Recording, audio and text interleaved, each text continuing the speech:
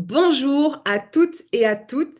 Je suis ravie de vous retrouver pour cet atelier Hydrolat où j'espère que vous allez faire une véritable rencontre avec ces eaux vivantes assez incroyables. Nous avons reçu beaucoup de questions, donc je vais répondre à vos questions au fur et à mesure. Si vous avez des questions à ajouter, n'hésitez surtout pas à le faire dans le petit chat sur le côté. Si vous n'avez pas eu le temps de vous poser vos questions ou si vous en avez eu d'autres entre-temps, et je les introduirai tout au long de cette heure que nous allons passer ensemble. Mais en tout cas, soyez rassurés, pour ceux qui ont posé des questions, nous allons bien les traiter aujourd'hui. Le programme. D'abord, qu'est-ce qu'un hydrolat? Ensuite, nous parlerons de leur conservation. Donc, on verra le petit côté technique. Qu'est-ce qu'un hydrolat? À quoi on reconnaît la belle qualité d'un hydrolat? Comment être sûr qu'on achète le bon produit qui va vraiment avoir les bienfaits qu'on lui porte? Ensuite, on passera directement à l'hydrolat en application cutanée. Comment les utiliser? Lequel choisir pour votre peau? Ensuite, nous verrons comment nous pouvons les utiliser sous forme de cure à boire. Et là, nous parlerons détox, drainage, circulation, immunité, mais aussi joie, bonheur, anti-stress. On peut faire tout ça avec des hydrolats. On parlera rapidement de leurs autres utilisations, notamment auprès de nos animaux et en cuisine. Donc, vous voyez, un programme bien chargé. On y va. Donc d'abord, qu'est-ce qu'un hydrolat? Alors, un hydrolat, c'est le coproduit de l'huile essentielle, c'est-à-dire qu'on obtient l'hydrolat dans le processus de distillation. L'hydrolat, pendant très longtemps, on disait justement que c'était le coproduit, pour ne pas dire sous-produit. C'est un produit qu'on ne connaissait pas trop, qui n'avait pas vraiment la cote, puisque le but principal en fait de réaliser une distillation, c'est d'obtenir l'huile essentielle. Mais aujourd'hui, on se rend bien compte que l'hydrolat est très intéressant, justement parce qu'il est beaucoup plus faiblement dosé qu'une huile essentielle. Donc ça veut dire qu'on va pouvoir l'utiliser sur des personnes beaucoup plus sensibles, comme les enfants, les bébés, les personnes très âgées, les personnes avec des pathologies. On va pouvoir troquer son huile essentielle par un hydrolat. L'hydrolat aujourd'hui a la cote. On sait aujourd'hui qu'il fonctionne.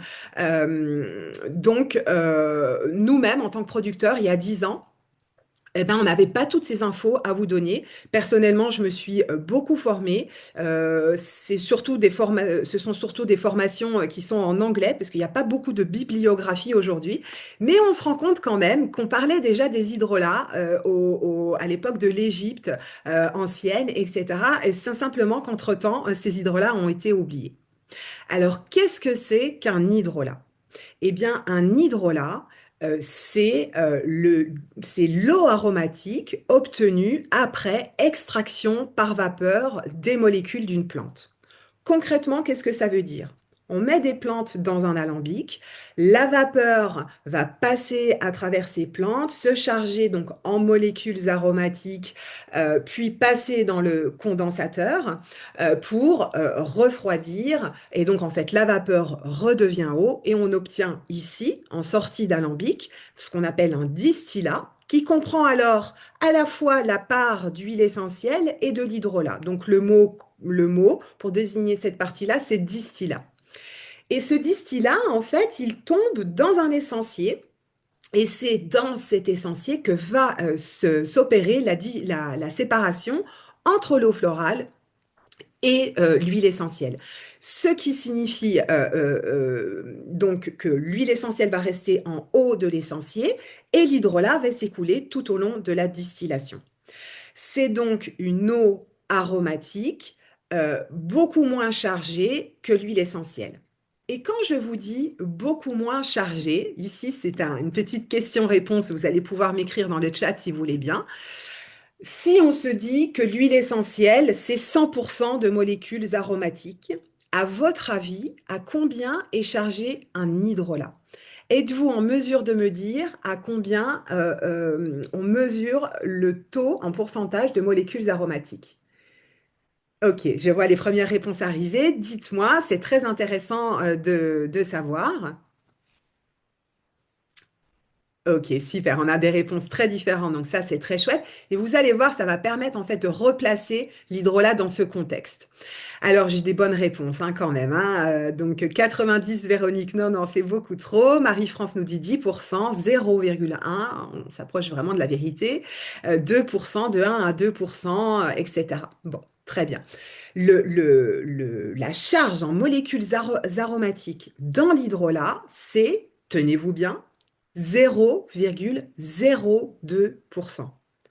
Donc, 2 centièmes. Donc, ça fait plusieurs choses. Déjà, ça remet le contexte de l'huile essentielle, hein, puisque quand on pense comme ça signifie deux choses. C'est que l'huile essentielle est ultra puissante. Donc, pour toutes les personnes qui utiliseraient encore de l'huile essentielle pure, vous comprenez bien là qu'il ne faut pas et qu'on vous le rabâche, mais c'est pas sans raison. Parce que vous vous imaginez, un hydrolat qui contient 0,02% de molécules aromatiques a une action cutanée et interne. Donc vous imaginez la puissance de l'huile essentielle, hein. Impressionnant, me dit Marie-France, et ouais, c'est complètement dingue. Alors après, on va en parler dans les différentes qualités. Ça peut tomber encore plus bas, malheureusement, mais celui-ci, il ne faut pas l'acheter. Alors non, Fabienne, la concentration, elle ne va pas dépendre de la plante distillée, hein. Elle dépend uniquement du processus de distillation, parce que pour chaque plante, le processus est le même. Pour chaque plante, on aura cette concentration-là. Par contre, un hydrolat va avoir des propriétés différentes selon la plante, bien entendu. C'est le but aussi de notre atelier. Très intéressante question.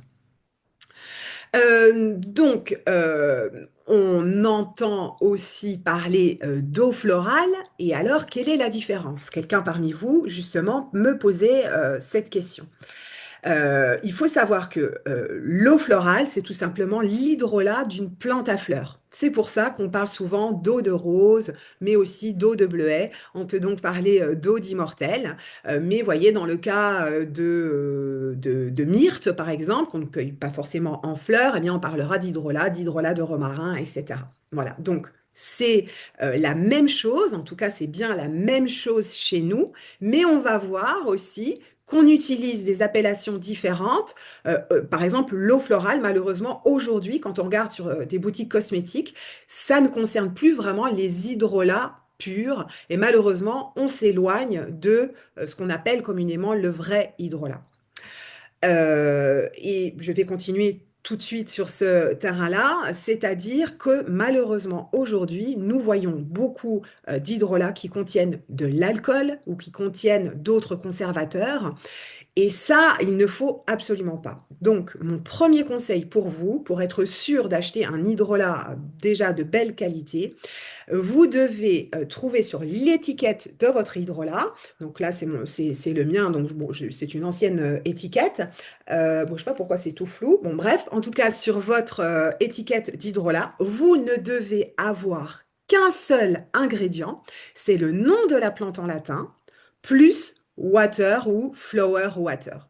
C'est tout. Si vous commencez à avoir un autre ingrédient qui est de l'alcool, le sodium benzoate, des choses comme ça qui sont des conservateurs, dites-vous qu'en fait, votre hydrolat est déjà dénaturé. En tout cas, c'est sûr que vous ne pouvez plus le boire. Bien sûr, vous pouvez l'appliquer sur la peau, mais ça a quand même beaucoup moins de sens. Alors, tocopherol, on le garde uniquement Fabienne, pour les huiles. Le tocopherol, la vitamine E, n'aura aucune incidence sur quelque chose d'aqueux. Ça marche que sur l'huile, donc le côté lipophile. Donc, à savoir pourquoi est-ce que certains veulent le conserver, je vais vous expliquer tout de suite. D'abord, donc, juste encore une dernière différence avec l'huile essentielle. Dans l'huile essentielle, on récupère donc toutes les molécules aromatiques dites lipophiles, donc huileuses, et dans l'hydrolat, on récupère toutes les molécules aromatiques volatiles hydrosolubles, donc celles qu'on peut effectivement retrouver dans l'eau, mais qu'on ne retrouvera d'ailleurs pas nécessairement dans l'huile essentielle. Donc ça veut dire aussi qu'on dit communément, pour simplifier les choses, qu'un hydrolat est une huile essentielle. ont les mêmes bienfaits, eh ben, je mets une petite nuance à cela, parce que certaines molécules sont plutôt lipophiles et donc pas lipophiles. Donc, ça inclut quand même qu'on va avoir une composition légèrement différente, et notamment dans le cas du romarin, quand on veut faire sa cure détox au romarin, on sait que la verbenone qui donne ses propriétés, bien c'est plutôt une molécule hydrophile, donc on a meilleur temps de faire une cure avec son hydrolat de romarin qu'avec son huile essentielle. Voyez un petit peu les différences. J'en reviens donc aux différentes qualités. Pourquoi vouloir mettre des conservateurs dans les hydrolats? Mais il faut savoir que les hydrolats, comme c'est quelque chose d'aqueux, c'est donc forcément très propice aux bactéries. L'avantage de vous procurer aussi un hydrolat directement auprès des producteurs comme nous, c'est la chance d'avoir un hydrolat qui va durer très très longtemps chez vous, qui va se conserver très longtemps, puisqu'il faut savoir que l'hydrolat, quand généralement il est contaminé, c'est pas en sortie de distillation, mais c'est plutôt au moment du flaconnage. Donc les personnes qui achètent leurs hydrolats pour les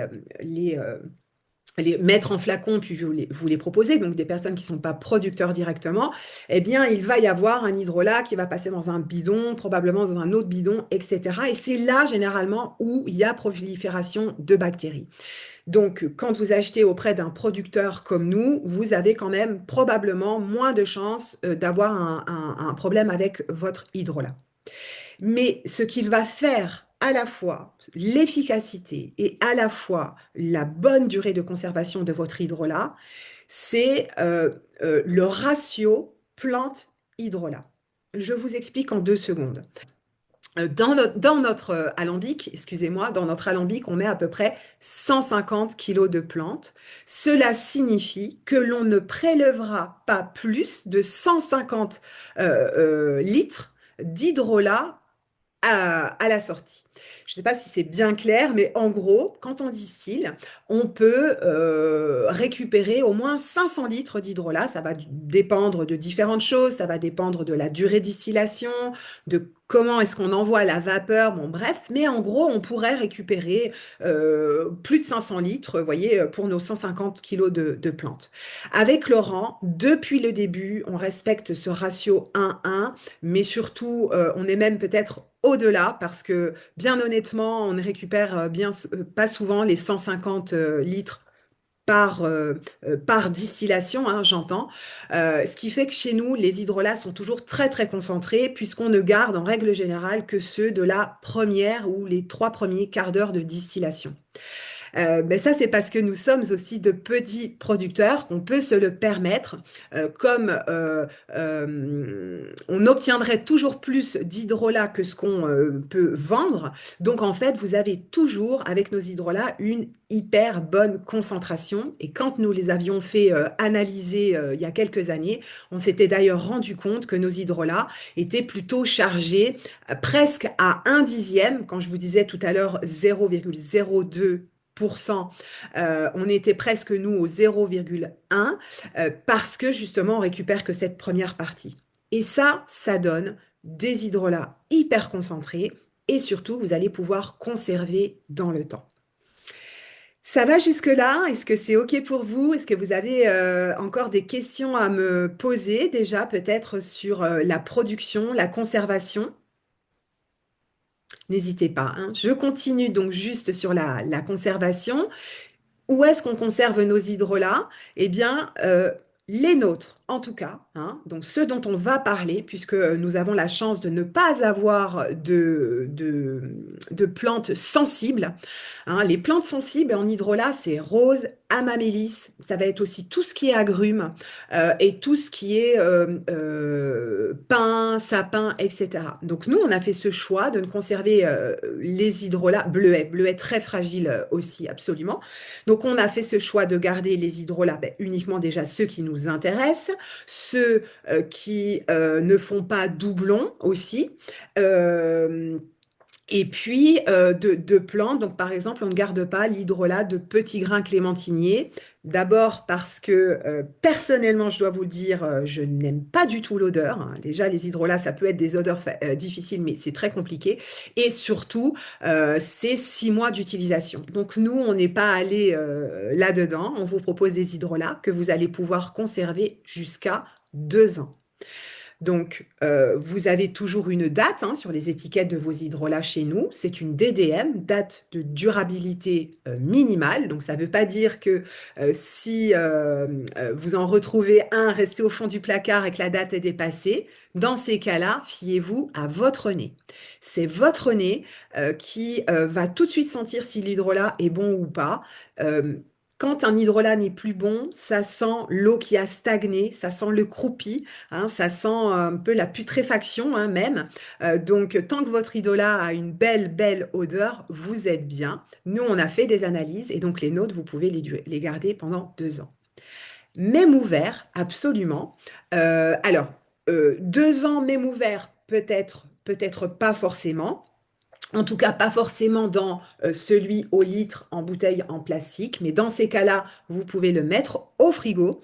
Alors au frigo, bac à légumes, et puis même, je vais vous dire, l'idéal, ce serait de le mettre dans une cave à vin, parce qu'on n'est pas aussi froid qu'au frigo, mais on est quand même sur quelque chose de frais.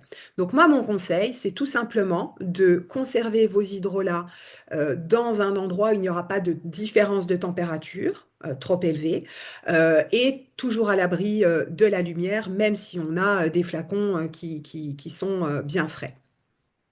Pour ceux qui ne nous connaîtraient, qui nous découvriraient aujourd'hui, je vous rappelle chez nous que l'eau florale qu'on vous propose en flacon pulvérisateur noir, c'est la même chose que ce qu'on vous propose sous l'appellation hydrolat en flacon brun et même au litre. En fait, ces flacons bruns au bouchon simple vous servent tout simplement de recharge aussi pour vos eaux florales. Mais c'est bien le même produit brut. Globalement, puisqu'Antonia me pose une question très intéressante sur les contre-indications bon, dans un contexte spécial, alors déjà, le gros, gros, gros avantage des hydrolats, c'est justement qu'avec cette faible concentration en molécules aromatiques, tout le monde peut l'utiliser.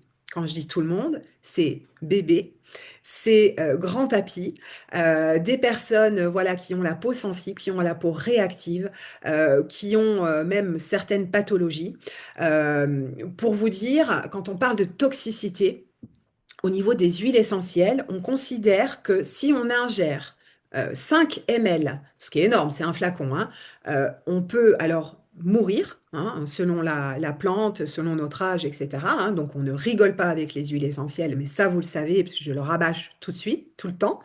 On considère qu'il faudrait boire 1 litre par tranche de 10 kilos d'hydrolat pur. Imaginons, je fais 60 kilos, il faudrait que je boive 6 litres d'hydrolat pur pour que vraiment il y ait une grosse, grosse incidence. Donc vous voyez, on est tranquille par rapport à ça, et même chez un enfant, hein, voilà. Donc oui, femme enceinte et allaitante aussi, et c'est là tout l'enjeu.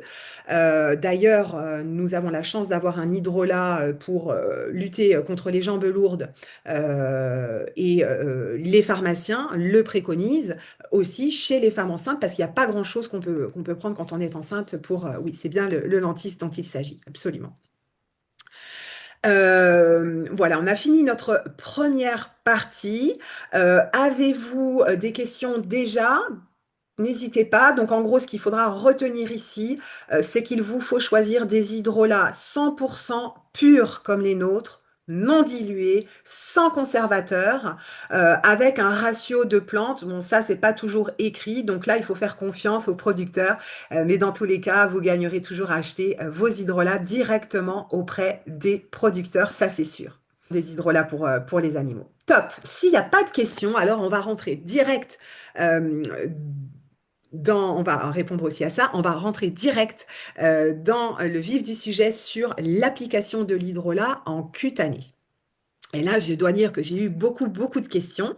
Et il y a eu une question très intéressante je vais reprendre la personne, euh, je crois que c'est Claire qui nous demandait, non, Antoinette, pardon, j'ai une peau très fragile et hyper réactive, donc en gros, puis-je utiliser un hydrolat? Donc déjà, la réponse, super, c'est que quand on a la peau sensible, réactive, tout, la plupart des hydrolats, je vais aller un tout petit bémol, mais l'hydrolat déjà est fait absolument pour les peaux sensibles, réactives, etc. Il y a très peu de chances d'avoir de réaction. Usez-en, abusez-en à chaque étape de votre routine. Donc, on va voir quand est-ce qu'on l'utilise, bien entendu. Alors justement, quand est-ce qu'on l'utilise en cutanée? Eh bien, on va l'utiliser chaque matin pour réveiller sa peau. Ne nettoyez surtout pas votre peau avec un savon, un gel, etc. le matin. On fait un profond nettoyage de sa peau le soir et le matin, on se réveille simplement en pulvérisant de l'eau florale sur le visage. On pulvérise et on essuie. Pour parfaire votre nettoyage du soir aussi, l'hydrolat est absolument primordial. Pourquoi? Parce qu'en fait, l'hydrolat vient, comment dire, rééquilibrer le pH de votre peau. Et ça, c'est sans doute son plus grand bienfait en cutanée. Pourquoi est-ce qu'on utilise une eau florale? Pour rééquilibrer le pH de la peau. Donc, quand on se nettoie le visage avec un savon, un gel moussant, peu importe, ces nettoyants ont un pH basique, alors que le pH naturel de notre peau, lui, est plutôt acide. Donc, grâce à nos hydrolats qui, eux aussi, bénéficient d'un pH acide entre 4,5 et 5,5, eh bien, cela permet de rééquilibrer la peau. Et donc, une peau qui est bien équilibrée, c'est une peau qui va bénéficier beaucoup plus des soins qu'on va lui appliquer par la suite. Donc, en appliquant une eau florale, vous préparez votre peau à recevoir son soin en la rééquilibrant. Donc ça, c'est vraiment hyper intéressant. Donc, on l'utilise à chaque étape de nettoyage. Et si vous faites des gommages, des masques, etc., à chaque fois que vous allez rincer ce soin, pulvérisez de l'eau florale, essuyez, et comme ça, on rééquilibre. Alors, pourquoi l'hydrolat a une aussi belle action sur la peau? Je vais vous expliquer en quelques mots comment il fonctionne et ensuite je passe tout de suite au conseil des plantes pour les types de peau. Alors, d'abord, il faut savoir qu'en réhumidifiant en fait la couche superficielle de notre peau, eh bien, ça réhydrate les petites cellules mortes qu'on a, qui restent sur la peau, qu'on enlève de temps en temps quand on fait un gommage, n'est-ce pas? Mais ces petites cellules mortes, en fait, au contact de cette eau vivante, eh bien, elles gonflent un petit peu, pardon, et tout de suite, c'est vrai qu'on a cette impression de peau un peu repulpée, un peu plus souple. Donc, ça donne tout de suite un effet un peu d'éclat. Ensuite, l'eau florale, quand on la pulvérise, eh bien, elle s'insinue en fait dans les cellules de la couche la plus fine, donc la couche cornée de notre peau, et donc elle va redonner un petit peu de confort, elle va redonner une petite flexibilité, donc on aura aussi moins de tiraillements. Ensuite, une eau florale, il y aura toujours un espèce de coup d'éclat très intéressant parce qu'en fait, quand vous les avez notamment dans les flacons noirs comme on vous propose, c'est toujours frais. Et vous pouvez bien entendu en plus placer votre hydrolat au frais, hein, si vous voulez avoir un effet chaud-froid parfois intéressant pour la peau. Donc on parle dans ces cas-là de vasoconstriction. Puis, ça fait une vasodilatation légère, hein, le fait de brumiser du froid et ensuite on récupère la chaleur normale, eh bien, ça vient donner un petit éclat à la peau, un teint rosé, et ça facilite aussi l'oxygénation de la peau. Et puis aussi, on peut avoir un effet apaisant immédiat hein, sur la peau quand on pulvérise l'eau florale. Et nous, il nous intéresse particulièrement, puisque vous le savez peut-être chez Intimou, mais on l'utilise comme hydratant, je dirais, et on crée avec notre sérum une émulsion minute qui remplace la crème de jour.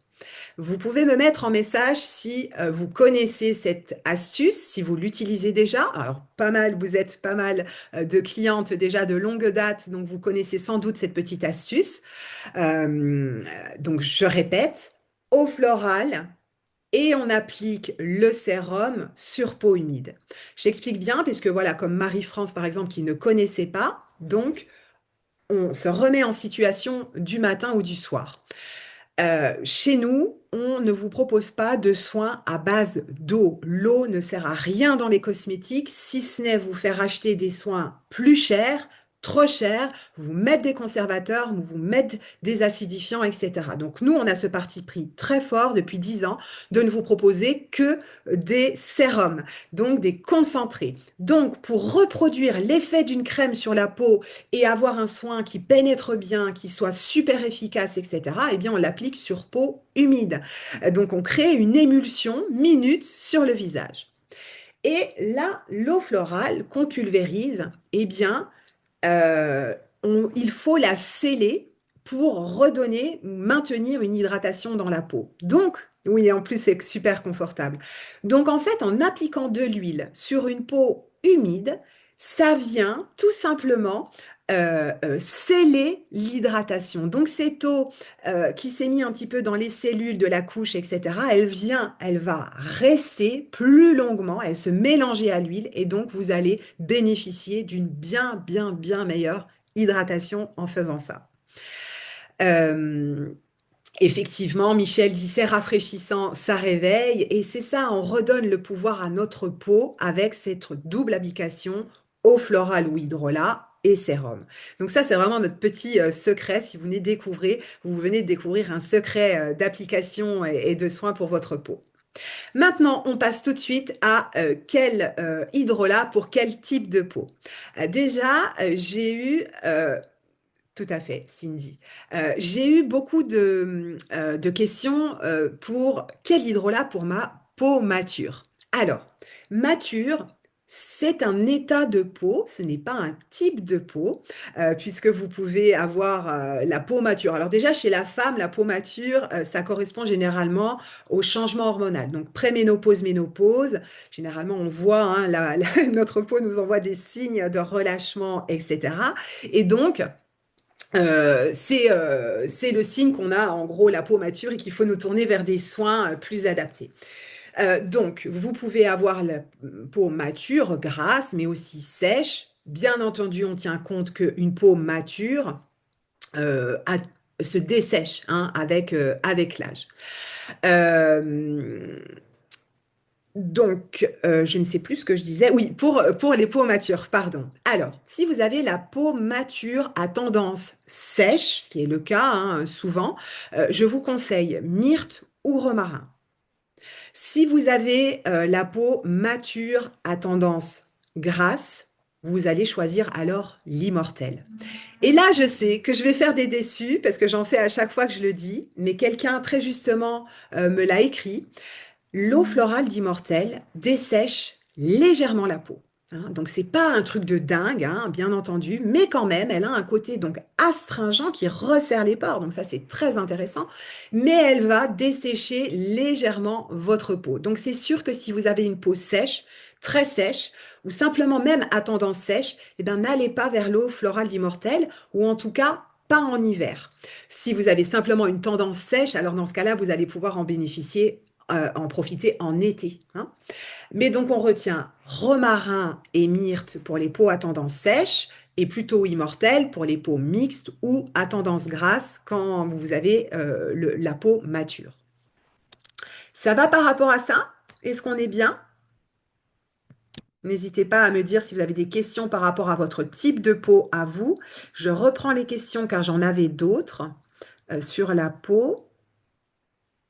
Ah ben voilà, c'est Antoinette qui disait, j'ai l'impression que l'hydrolat d'immortel, sèche et mature Marie-Ange, je viens de répondre.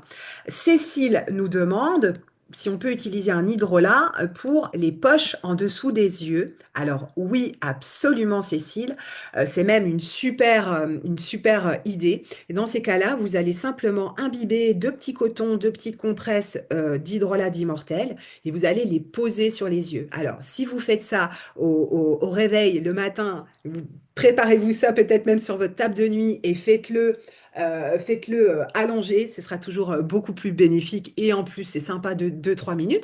Et sinon, bien entendu, hein, vous pouvez le laisser en dessous, même le soir, hein, vous pouvez le faire matin et soir. Alors oui, Marie-France, oui, pas d'application de crème après tout ça. Si vous voulez, je verrai votre adresse et je vous renverrai des infos plus personnelles sur ça. Et vous pourrez aussi participer à notre atelier cosmétique qui aura lieu un peu plus tard, hein.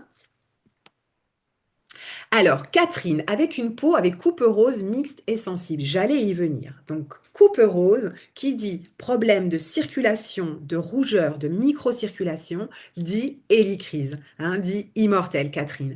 Donc, parfois, ça peut être compliqué parce qu'on peut avoir une peau, du coup, à tendance sèche qui a de la coupe rose. Bon, bah, dans ces cas-là, on va vraiment privilégier quand même l'eau florale et puis on va nourrir un petit peu plus avec un sérum un peu plus nourrissant, tout simplement. Donc, Fabienne nous demande si l'hydrolat d'hélicryse ou de lentisque est préférable dans le cas d'une acné rosacée. L'hélicryse sur le visage, toujours, parce qu'en plus d'avoir des bienfaits sur la microcirculation, elle a aussi des bienfaits anti-inflammatoires. Et ça, c'est génial parce que ça calme l'inflammation également de l'acné rosacée et l'antisque n'aura pas ceci. Donc, pour tout ce qui est acné jeune, acné hormonale, acné rosacée, coupe rose, rougeur, utilisez l'eau florale d'Immortel. Et on peut même se payer le luxe d'utiliser une eau florale différente le matin et le soir. Je prends mon cas personnel, je suis vraiment sujette aux rougeurs. Donc tous les matins, pour moi, c'est l'eau florale d'Immortel. Et le soir, parce que j'aime avoir cette sensation que me procure l'hydrolat de romarin de peau bien équilibrée, bien saine, en fait bien propre, je dirais, j'utilise donc plutôt le romarin le soir. Donc vous pouvez aussi jouer, selon le moment de l'année, avec tel ou tel hydrolat. Vous pouvez même aussi vous amuser à mélanger vos hydrolats entre eux. Comme je vous le disais tout à l'heure, rien ne sert d'aller acheter un flacon tout fait chez des marques qui vous proposent des mélanges et que vous allez payer ça, j'ai vu, hein, 100 ml, 100 ml 80 euros, hein, je l'ai vu il y a pas très longtemps. Il y a absolument aucune bonne idée d'aller acheter ces hydrolats à 80 euros, hein, ils n'auront rien de plus que les nôtres à 12. Euh, Seulement, comme nous sommes producteurs, nous pouvons vous proposer ce joli prix, mais surtout, encore une fois, comme on fait attention au fait que l'hydrolat soit très sensible, vous pouvez mélanger chez vous, mais faites ça correctement avec de l'alcool, etc. Et vous pouvez mélanger, imaginons, romarin et myrte, immortel et myrte, voilà, aussi pour obtenir des odeurs différentes et vous faire votre petite tambouille à vous si vous le souhaitez. Est-ce qu'il y a encore des questions sur les types de peau? Je continue, n'hésitez pas, hein. Oui, vous pouvez mettre un 50-50 si vous voulez faire votre petit mélange, absolument. Pour tout ce qui est peau grasse, le romarin est sensationnel, puisqu'en fait, on le qualifie de séborégulateur. Alors, si on n'en produit pas assez, ça fonctionne aussi, c'est ça l'avantage, mais dans tous les cas, donc, pour les peaux grasses, c'est romarin ou alors laurier, laurier noble, hein. Donc là, je sais que j'ai répondu à peu près voilà, à toutes les questions pour les types de peau. Donc effectivement, je vais en venir à vous dire tous les bienfaits de chacun de nos hydrolats pour le visage. Donc immortel, on a dit, on ne revient pas dessus. Le romarin. Le romarin, lui, il vient assainir, purifier. Il vient aussi donc réguler, comme je le disais. Il a un petit côté régénérant qui est très très intéressant. Et lui, il convient à tous les types de peau. Donc on ne se trompe jamais avec un hydrolat de romarin. Il convient aussi bien aux peaux jeunes avec acné grâce à son côté purifiant, qu'à une peau mature et sèche grâce à son côté régénérant. Donc lui, il a tout bon. J'ajoute que l'odeur de l'hydrolat de romarin est hyper tonique, hein, donc ça réveille bien. Donc si vous avez des matins difficiles, vous pouvez aussi pulvériser du romarin pour vraiment vous réveiller. Euh, Ensuite, bon, on peut le boire, mais ça, on le voit juste après. Pour la peau, pour le romarin, je pense que j'ai tout bien dit. Myrte. Myrte, c'est la douceur incarnée. C'est l'eau florale qu'on utilise en hiver, parce qu'aussi son odeur est plus douce et plus simple. On est sur quelque chose d'un peu boisé, voire même un peu fruité. C'est l'ami des peaux sensibles pour le coup, hein. Vous me posiez la question. Certaines personnes me disaient d'ailleurs que vous pouviez, je crois que j'ai vu quelqu'un qui disait qu'il y avait un petit souci avec l'eau de rose. Myrte, peau sensible, peau allergique, peau qui font du psoriasis, de l'eczéma, des dartres, etc. Là, vous pouvez y aller les yeux fermés. C'est myrte. Voilà. En plus de ça, myrte est astringente, donc elle resserre les pores, mais elle ne dessèche pas. Donc ça, c'est super. Et aussi, myrte, il faut savoir que grâce au 1,8-cinéole, l'une de ses molécules principales, le myrte est souvent cité dans les cas d'acné, hein, de la bactérie acné. Donc à savoir aussi qu'elle a un petit côté purifiant qui est très intéressant aussi. Donc elle aussi, avec elle, on ne se trompe pas. Donc on retient la grande douceur et peau sensible, peau réactive. Alors, Fabienne nous dit, il y a pas mal de réactions allergiques avec le laurier, non?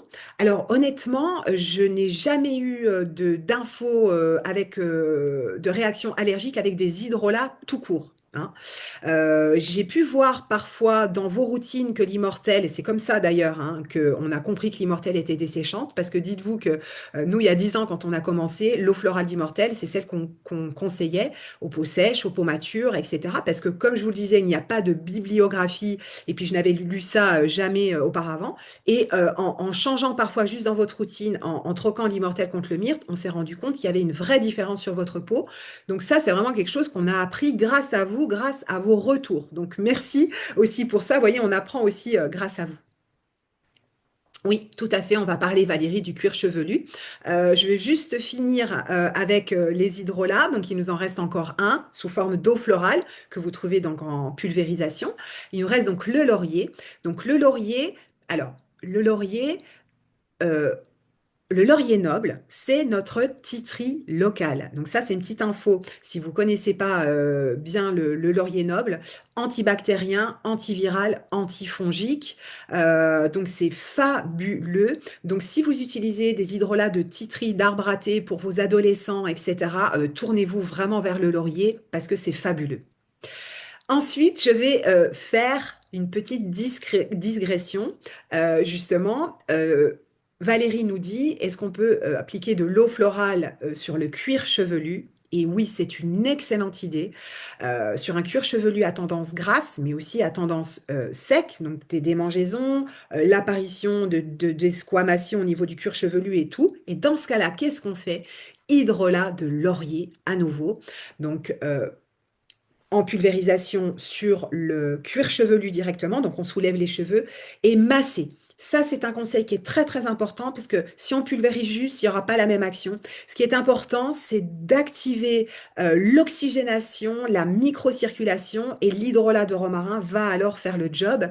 Vous savez que le romarin est souvent très très cité dans le cas de chute de cheveux déficients, fins, etc. On aura l'occasion d'en reparler. Mais l'hydrolat de romarin sur le cuir chevelu, c'est fabuleux. Vous pouvez le faire chaque matin. Voilà, il n'y a pas de limite à cette utilisation.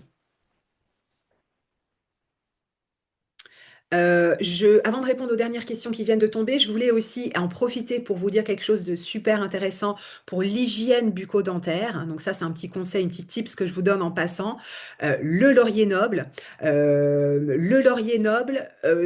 On peut donc l'utiliser pour faire des gargarismes euh, améliorer son hygiène bucco-dentaire, éviter la mauvaise haleine. Donc, dans ces cas-là, vous pouvez vous rincer quand vous vous brossez les dents avec de l'hydrolat. Donc là, vous avez plusieurs possibilités. Si vraiment vous avez un terrain microbien important au niveau de la bouche, vous pouvez le faire pur, donc en prendre un peu dans votre bouche, le faire balader et recracher, bien entendu. Vous pouvez aussi diluer une cuillère à café dans un verre d'eau et vous rincer la bouche de cette façon. Le laurier noble pour les dents, c'est fantastique. Petit conseil, juste petite courte parenthèse, si vous souffrez d'aphte, en bonne franc-comtoise que je suis, moi j'aime le comté qui déchausse les dents.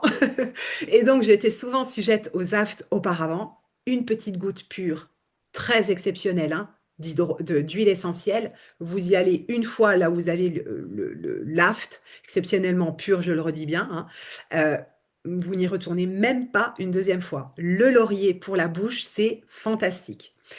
Donc en tout cas, utilisez bien entendu l'hydrolat. Et j'ajoute aussi que personnellement, je me suis fait un petit spray d'eau de laurier, d'eau florale de laurier, d'hydrolat, que j'ai dans mon sac à main. Et à tout moment, quand je vais en rendez-vous professionnel, etc., eh bien j'en profite pour me faire un petit pchit discrètement pour récupérer une bonne haleine. Et ça, franchement, ça fonctionne super bien. Et vous pouvez même le mettre, le pchiter en sublingual et ça agira d'autant mieux aussi sur les bienfaits émotionnels. Mais ça, on va en parler juste après.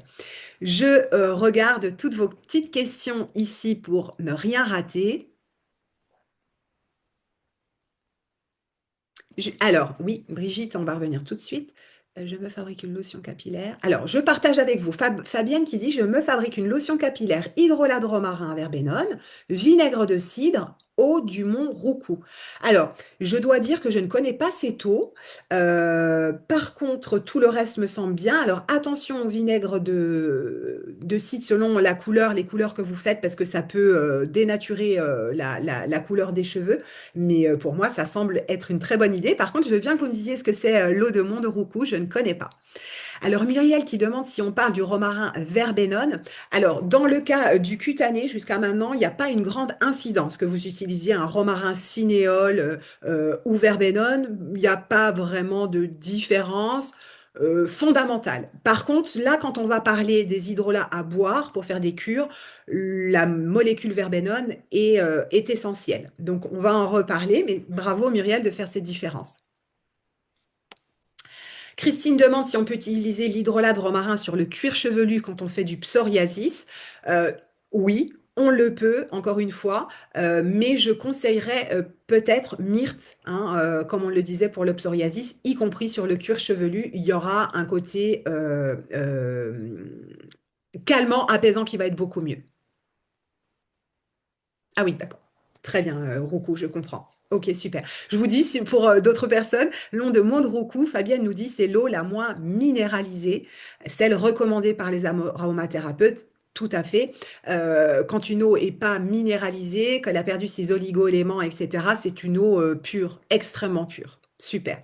Michel nous rappelle, oui, Michel, j'ai bien vu ce que vous dites pour votre petit chien. On en parle en toute fin, hein? Donc, pas de souci, ça, je le redis. Super. On va rester dans le monde des humains pour le moment. Est-ce qu'il y a encore des questions pour le cutané? Parce que sinon, je passe sur les cures à boire. Je vous laisse répondre une petite minute. Alors, on passe maintenant aux hydrolats que l'on peut boire. Alors, oui, on peut boire les hydrolats. Peut-être que certains d'entre vous l'apprennent aujourd'hui. Et si c'est le cas, ça va être une merveilleuse découverte pour vous.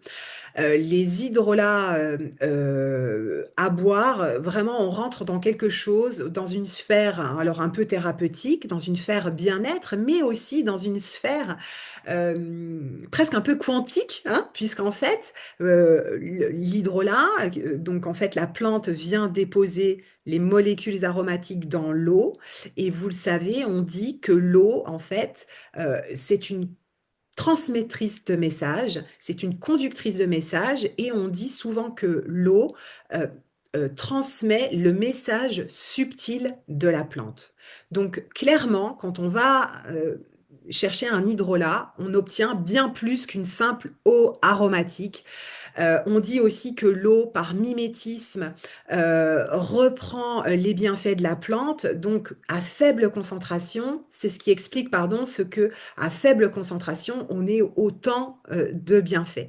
Donc, on est vraiment sur quelque chose de très particulier. Et si vous buvez de l'hydrolat, vous vous en êtes sans doute déjà rendu compte, mais boire de l'hydrolat, je trouve que c'est faire rentrer beaucoup de joie, beaucoup de bonnes vibrations dans notre vie, dans notre corps. Voilà. Les plus sensibles à tout ça, vous reconnaîtrez. Comment est-ce qu'on boit un hydrolat? Alors, on va avoir plusieurs façons. Donc, on va diluer. Alors, en règle générale, on dit 1 à 3 cuillères à soupe dans 1 litre d'eau et on boit ce litre d'eau dans la journée. Et là, c'est dans un cadre de cure. Donc, une cure, elle se fait toujours sous 3 semaines, les fameux 21 jours qu'on retrouve très souvent. Donc, on peut faire une cure de 3 semaines, faire une pause d'1 semaine, refaire une cure de 3 semaines. On peut fonctionner ainsi. Et dans ces cas-là, je vous dis, ça va être entre 1 cuillère et 3 cuillères à soupe. Bon. Comment est-ce qu'on sait si c'est 1 ou 3? Ça va dépendre de notre morphologie, de notre poids, bien entendu. Et puis, dans le cas de la détox, on va se questionner, est-ce qu'il y a longtemps que j'ai fait une détox ou pas? Donc, on fera plus ou moins. Ça, on va y revenir. Ensuite, pour ceux qui ont des difficultés à boire, je dois vous dire que ça peut vous aider à boire, justement. Il suffit parfois tout simplement de se préparer 1 litre d'eau avant, de mettre une étiquette avec son prénom dessus et en fait se dire je vais aller au bout de ma bouteille dans la journée. Donc ça, c'est très intéressant aussi pour vous pousser à boire.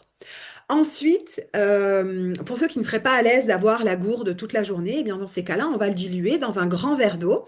Donc là, par exemple, dans mon cas, pour vous accompagner, je me suis dilué 1 cuillère à café d'hydrolat de myrte, puisque je tourne au myrte en ce moment. Et donc, du coup, on peut faire ça 2 à 3 fois par jour, où on pourra aller donc d'1 cuillère à café à 1 cuillère à soupe, hein, bien sûr, dans le verre, et 1 à 3 fois par jour, là aussi.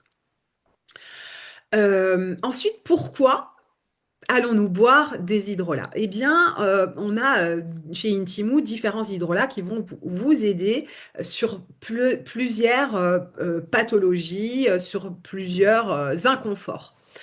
On va commencer avec celui dont vous aurez bientôt besoin, celui qui va nous aider à faire une détox, mais aussi un drainage de notre foie. J'ai nommé le romarin, oui, mais le romarin à verbenone, et là, il faut le préciser, Muriel, tu as bien raison. Donc, le romarin à verbenone contient donc cette molécule verbenone en grosse quantité et qui plus est dans l'hydrolat puisque c'est une molécule hydrosoluble. Et cette verbenone, elle aide à soutenir notre foie. On sait que notre foie est notre organe filtre et que le foie est un organe central dans de nombreux fonctionnements de notre corps, notamment sur la circulation, hein. Donc, on va en rediscuter. Donc, si vous voulez donc soutenir votre foie, l'aider à bien détoxiquer, l'aider à bien remplir ses fonctions de filtre, je vous conseille de réaliser des cures détox à chaque changement de saison, printemps et automne.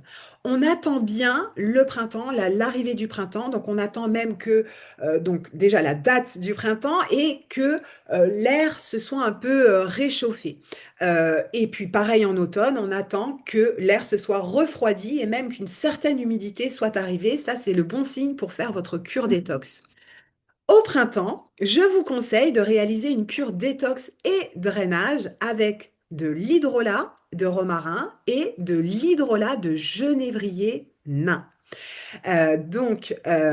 Pourquoi le genévrier? Parce que le genévrier nain des montagnes, notre superbe genévrier, est une plante drainante qui va donc aider à éliminer pardon, les toxines en les amenant notamment dans notre lymphe.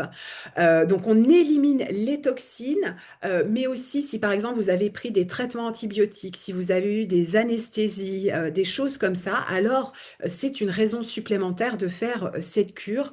Le genévrier nous aide pour relancer également la circulation lymphatique, et le fait de les coupler ensemble, c'est une super idée justement pour bien détoxiquer, sortir ces toxines et soutenir le foie. Donc, vous allez pouvoir mélanger vos hydrolats ensemble, une ou deux cuillères à soupe d'hydrolat de romarin et une ou deux cuillères à soupe de genévrier dans 1 litre d'eau, et vous buvez ce litre d'eau et vous faites cette cure de 3 semaines. Euh, je vais regarder toutes les questions après, je vais continuer. Euh, donc ça, admettons que là, on soit en mars, vous allez commencer avec cette cure. Donc cette cure détox et drainage pendant 3 semaines. Ensuite, quand on arrive vers les grosses chaleurs, si vous souffrez de problèmes circulatoires, et j'ai eu de nombreuses questions sur ce sujet, si vous soufflez de jambes lourdes, de gros problèmes circulatoires, déjà la cure au romarin pour votre foie est impératif primordial puisque, encore une fois, le foie est un organe central dans la circulation. Mais dès les premières chaleurs, en mai, juin, etc., vous allez vous tourner vers un autre hydrolat qui est cette fois l'hydrolat de lentisque. Pistachier lentisque, une magnifique plante méditerranéenne qu'on a ici dans notre maquis. Et c'est la seule plante qui va pouvoir à la fois relancer la circulation sanguine, aider à, et aussi la circulation lymphatique. Elle agit sur les deux, et ça, c'est fabuleux quand on souffre de mauvaise circulation. Et dans ces cas-là, je vous conseille 2 à 3 cuillères à soupe dans 1 litre d'eau. Et là, je ne vous invite pas nécessairement à faire des cures, mais vous allez pouvoir le boire au long cours. Donc autant on fait vraiment des cures pour le foie, parce qu'évidemment, nettoyer tout le temps son foie, etc., ce n'est pas bon et ce n'est même pas utile. Mais là, par contre, boire le pistachier lentisque au long cours pour éviter le gonflement des jambes et tout, voilà, c'est essentiel. Je vous donne là aussi mon cas personnel. J'ai des petits problèmes circulatoires qui se traduisent par des petites varicosités, des jambes qui gonflent assez facilement. Eh bien, quand on fait nos marchés, nos visites, ou même qu'on fait de la cueillette ou qu'on distille quand on est dans l'alambic et qu'il y a cette chaleur qui sort, voilà, tout ça c'est très dur pour mes jambes. Eh bien, je bois maintenant, dès le mois de juin, pardon, quasiment, je bois de l'hydrolat de pistachier lentisque au long cours. C'est bon. Moi, je trouve que c'est bon. Ça aide à boire. Le lentisque, vraiment, il donne cette envie de plus boire. Donc, si vous avez des difficultés à boire assez, le lentisque peut être aussi une aide. Et on passe l'été comme ça. Je poursuis mon année pour vous montrer quels autres hydrolats on va pouvoir utiliser. Donc, cette fois, on a passé l'été, on est en automne, on peut refaire une cure détox au romarin et au romarin seulement. Ici, je ne vous conseille pas de réutiliser le genévrier, puisque le genévrier, il faut quand même savoir euh, il vient tirer sur la sphère urinaire. Donc, si vous avez, là aussi, regardez toujours les indications qu'on donne, les contre-indications qu'on donne dans notre boutique, le genévrier, vous n'allez pas l'utiliser si vous avez des problèmes de vessie ou de toute la sphère urinaire. Et si vous sentez au bout d'une semaine que ça ne vous convient pas, vous arrêtez. Celui-ci, il peut ne pas convenir, mais en tout cas, on le fait. Si on le fait une fois, mais on ne le reproduit pas à l'automne. Donc à l'automne, on fait uniquement la cure avec le romarin. Et puis ensuite, quand on va arriver dans l'hiver, alors cette cure au romarin, elle est très importante pour votre immunité cette fois. Celle de l'automne, on l'a fait vraiment parce que le foie est encore un organe central dans notre immunité, et c'est là ce qu'on veut plutôt chercher. Donc une fois qu'on a fait cette cure détox, on va pouvoir se tourner vers 2 autres hydrolats magnifiques, laurier et ou myrte, pour soutenir votre immunité. Il faut savoir que le myrte, on va le comparer un petit peu au Ravinsara sur ce côté-là. Grâce à sa présence en molécule 1,8-cinéole, on va pouvoir vraiment soutenir notre immunité en buvant parfois juste un petit bouchon dans un verre d'eau 1 ou 2 fois par jour. C'est pas la peine d'aller là vers des cures entières, etc. En prendre momentanément dans la journée, plusieurs fois dans la journée, ça peut être vraiment super. On peut faire la même chose avec le laurier. Je dirais que le laurier est très bien en préventif, mais il sera aussi super en curatif grâce à son côté justement antibactérien, antiviral, purifiant. Voilà. De même que donc si vous avez, imaginez en hiver par exemple, vous avez tendance à tousser, etc. Dans ces cas-là, parfois, c'est pas bon de vous tourner vers l'huile essentielle qui sera trop puissant, surtout au niveau pulmonaire. Et dans ces cas-là, boire de l'hydrolat de laurier pourra davantage vous aider que l'application d'une huile essentielle qui pourrait être un petit peu irritante pour les poumons dans ce cas précis. Euh, il y en a un dont je ne vous ai pas parlé, c'est celui d'Immortel. L'hydrolat d'Immortel, on peut le boire dans un cadre bien précis. Si vous souffrez des symptômes de la maladie de Raynaud, donc pied froid, main froid, ça peut être extrêmement douloureux hein, en hiver. J'ai pas mal de personnes autour de moi qui en souffrent. Elles ont été mes cobayes et je dois dire que dès le mois de septembre, il faut y aller assez tôt, septembre-octobre, selon la région où vous vivez, où le froid arrive, eh bien, vous introduisez 2 à 3 cuillères à soupe d'hydrolat d'Immortel dans votre gourde à boire tous les jours et ça fonctionne extrêmement, extrêmement bien. Sur ce sujet précis, dans l'envoi du replay, je vous mettrai toute la posologie bien précise parce que c'est un sujet très très sérieux aussi hein, qu'on teste, dont on parle ici. Alors, je m'arrête 2 secondes pour regarder vos remarques, vos questions. Oui, la mémoire de l'eau. Alors, très, très bonne question. Fabienne nous dit, dans une boisson chaude, est-ce que ça ne détruit pas les molécules? Oui, je ne vous ai pas dit. Alors, on peut mettre de l'hydrolat dans une boisson tiède, mais pas dans une boisson chaude. Donc, si vous, par exemple, vous venez de faire un thé ou une tisane, que vous souhaitez introduire un peu d'hydrolat, faites-le plutôt quand elle est tiède. Moi, par exemple, je ne bois plus d'eau froide en hiver, hein, je bois que de l'eau tiède. Eh bien, ça va très bien dans cette eau. Je dirais qu'il ne faut pas dépasser, à mon avis, les 45 degrés. Hein, donc, ça reste quand même vraiment tiède, effectivement. Huguette demande, y a-t-il un hydrolat que l'on peut boire au long cours sans risque pour le foie? Perso, j'ai remarqué que c'est avec un hydrolat que je bois davantage, au moins j'y pense. Oui, tout à fait. Hein, donc, sans risque pour le foie. Alors, l'avantage, c'est que, à nouveau, comme il n'y a pas de toxicité avec les hydrolats, alors qu'il pourrait y en avoir avec les huiles essentielles, nous n'avons pas besoin de boire un hydrolat pour protéger notre foie si on boit d'autres hydrolats. Donc, il n'y a pas de souci par rapport à ça, Huguette. On ne risque pas d'abîmer notre foie en buvant de l'hydrolat. Par contre, comme on aide le foie, là, il faut vraiment le faire sous forme de cure. À condition de ne pas avoir d'insuffisance hépatique, Fabienne précise, c'est vrai que là, moi, je vous donne les indications. À vous de voir en fonction de votre propre cas, de vos propres pathologies, pour savoir ce que vous devez utiliser ou pas. Par exemple, j'ai une amie qui a eu une ablation de la vésicule biliaire.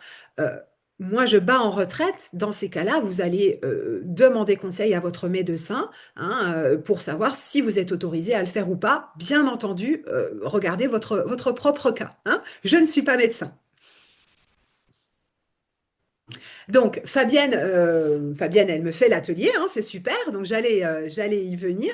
Ce qui est très important de rappeler, c'est qu'on ne fait jamais, jamais de cure détox en hiver. Mais ça, c'est mon cheval de bataille, et généralement, quand je vous présente mes vœux en janvier, Je le rappelle parce que je sais que vous êtes très nombreux après les fêtes de fin d'année à vouloir détoxifier parce qu'on a beaucoup mangé, beaucoup trop mangé. Et en fait, c'est pas du tout une bonne idée. En hiver, notre corps est à l'immunité et on ne doit pas détoxiquer. On ne doit pas aider à détoxiquer parce que nettoyer le foie, effectivement, peut fatiguer notre organisme. Qu'en hiver, on est déjà souvent plus fatigué. Donc voilà, il ne faut pas le faire. Merci d'y avoir pensé pour nous. Brigitte demande, peut-on cumuler au printemps cure d'hydrolat de romarin et cure de sève de bouleau fraîche? Alors, je n'y vois aucun inconvénient. La sève de bouleau va vous apporter d'autres choses que les hydrolats ne vont pas vous apporter, donc pourquoi pas, mais attention peut-être quand même à ne pas trop surcharger et dans ce cas-là, pourquoi pas les faire l'une après l'autre. Je pense que ça peut être plus sympa de faire ça. Fabienne qui nous dit qu'elle a eu une mauvaise surprise avec le combo romarin-genévrier. Ben, peux-tu nous en dire plus? Et au pire, donc si je pense que ça a de l'intérêt pour tout le monde, on en parle. Sinon, on le verra ensemble. Est-ce que ça va là pour les hydrolats à boire? Comment est-ce qu'on se sent? Est-ce que vous avez encore des questions? Il nous reste 10 minutes, mais j'aurai le temps d'y répondre. Pendant que vous me posez encore ici des questions, je vais répondre à une question que Fabienne, à nouveau, nous a posée. Pour les problèmes circulatoires, est-il utile de pulvériser l'hydrolat de lentisque placé au frais sur les jambes? Ça, c'est une excellente question. Donc, toujours pareil, je vous dirais pas le lentisque.